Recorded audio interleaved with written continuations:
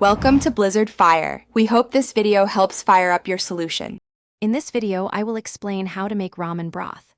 We'll begin by gathering essential ingredients. Starting with high-quality kombu and dried shiitake mushrooms is crucial for building a rich umami base. You'll also need a large stock pot, at least 8 quarts, to comfortably hold everything.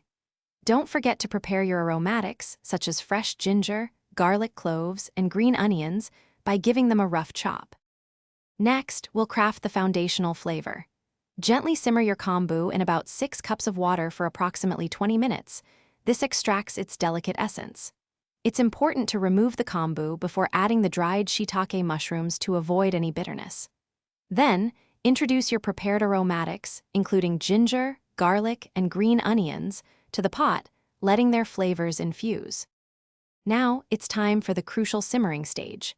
Allow your broth to gently simmer for at least 1 hour, or even up to several hours, to develop maximum depth of flavor. Remember to periodically skim any foam or impurities that rise to the surface. This ensures a clear and clean broth. For an even richer, more substantial broth, consider adding about 1 pound of chicken or pork bones. Finally, let's perfect your ramen broth. Carefully strain the broth through a fine mesh sieve to achieve a beautifully smooth and clear consistency. Next, season your finished broth with about 2 tablespoons of soy sauce, 1 tablespoon of mirin, and a pinch of salt, adjusting to your taste.